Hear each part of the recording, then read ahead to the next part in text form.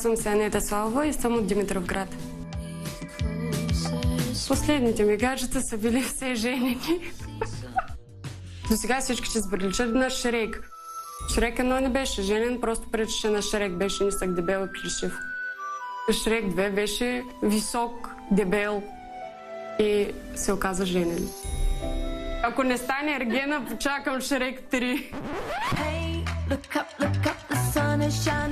Приятно ми е, Мартин се казва. Анета.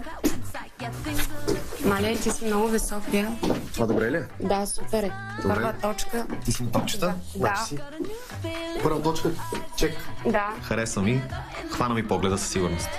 Тук имаме ли нещо общо с тия неща, които Не виждам искаш, пред мога да мен? ти направя един масаж. Не обичам масажите. Леле, ти си интересен човек. Да. Ма ти е много хубава усмивката. О, много е красив и е много висок. Перфектен. Мечтата ми е да съм певица. Може ли да стана певица в твоите заведения? Значи, с певиците не съм сигурен дали вече се разбирам много Ревнив ли добре. си? Има бивша певица.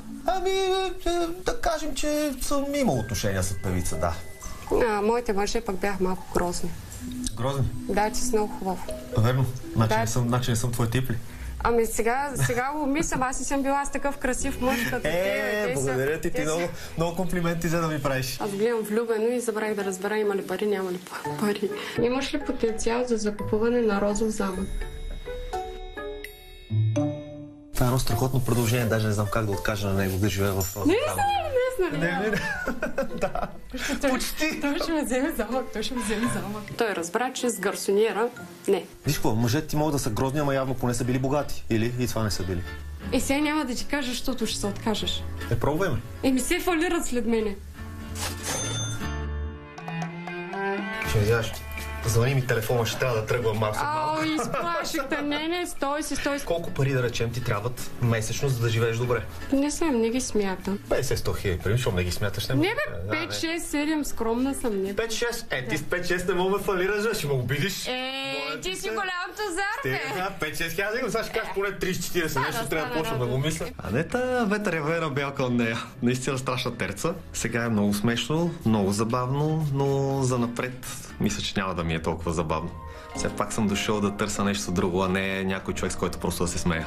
Няма да мога да ти дам роза днес. Добре. И ще трябва да тръгвам и да те оставя. Съжалявам, но ми беше много приятно, че се запознахме. Вземай се, Чао. Дай спести някой лев. То сериозно ли стръгна, бе? Ми не ми хареса. Смешника.